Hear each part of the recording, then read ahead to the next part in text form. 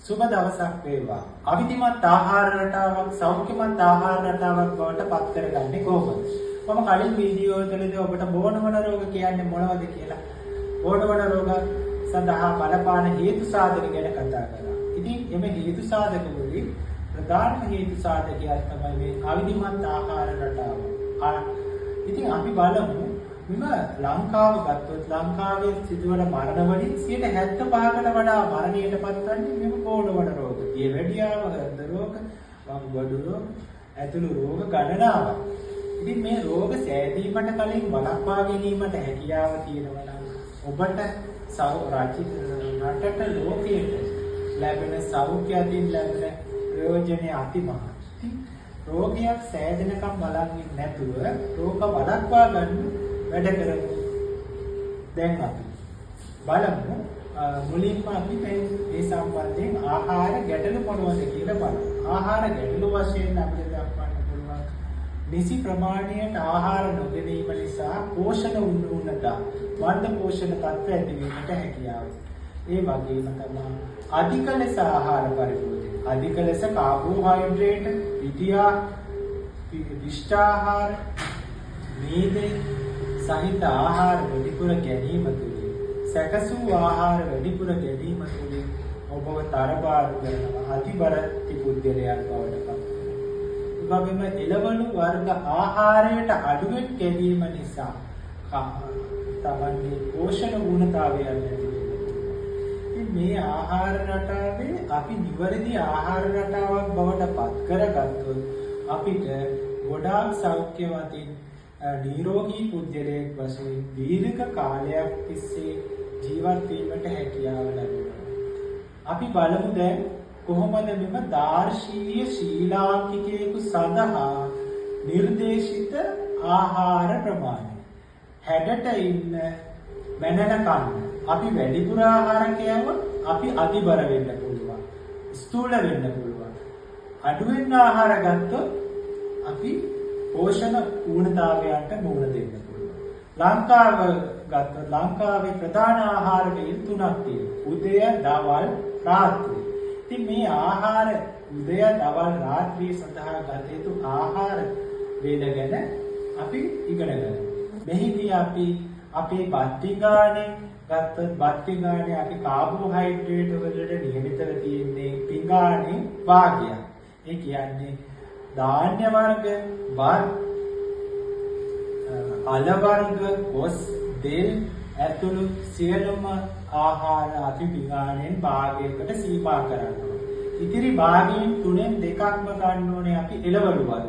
එළවලු වර්ග 2ක් සෑම කෑම වේලකටම එකතු කරගන්න. ඒ වගේම පලා වර්ගයක් සෑම කෑම වේලකට එකතු කරගන්න. මේ එළවලු වර්ග තෝරගැනීමේදී අපි එළවලු වර්ග විවිධ පැහැයෙන් යුතු එළවලු වර්ග ගැනීම තුළින් අපට ලැබෙන පෝෂණය khනිජ ලවණ නිවැරදි ප්‍රමාණයෙන් ලබා ගැනීමට වැදගත් වෙනවා.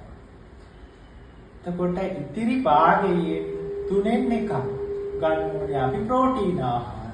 ප්‍රෝටීන ගත් විට ශාක ප්‍රෝටීන, සත්ත්ව ප්‍රෝටීන ආකාර දෙකක. සමහර අය සත්ත්ව ප්‍රෝටීන වෙනවා, ශාක ප්‍රෝටීන වෙනවා. ඒ ප්‍රෝටීන ආකාර අපි ලබා ගන්නවා. මෙහිදී මස්, මාළු, වියලි ඇට වර්ග මේ සඳහා එකතු කර ගන්නවා.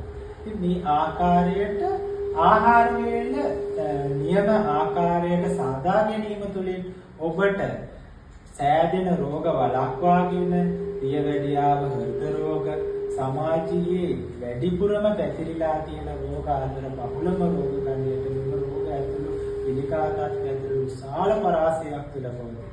මේට ප්‍රධානම හේතුවම ආහාර රටාව ගැන නොදැන සිටීම. ඉදිරියේදී දැන් ඔබ මෙම ආහාර රටාවට පුරවන්න. මෙම ආහාර රටාව තුළින් ඔබව නිරෝගීමත් පුද්ගලයෙක් කරනවා. ලංකාවේ වැනි රටක ප්‍රධාන වශයෙන්ම මේ කාබෝහයිඩ්‍රේට් වැඩිපුර ආහාරයට ගැනීම නිසා බහුලව මෙම රෝගවලට ගොදුරු වෙලා තියෙනවා.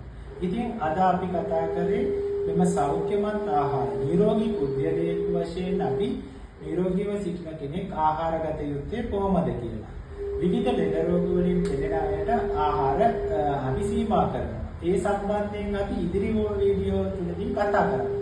දැන් ඔබ මෙම නිරෝගීමත් පුද්ගලයෙක් වශයෙන් ඔබ දැනට කිසිම දියවැඩියාව හෘද රෝග වකුගඩු පිළිකා රෝග වලට ගොදුරු වෙලා නැතිනම් ඔබ මේ ක්‍රමයට ආහාර ගැනීම තුළින් ඔබට සෑදෙන රෝග ගණනාවක් වළක්වාගෙන සෞඛ්‍යමත්ව ජීවත් වීමට හැකියාව ලැබෙනවා. ලංකාව වගේ රටක තව ලෝකයේ මේ ප්‍රධාන වශයෙන් අපි ලබා ගන්න ආහාර ප්‍රමාණවල ශක්තියට සමාන ප්‍රමාණයක් අපි දාහනය විය යුතුයි.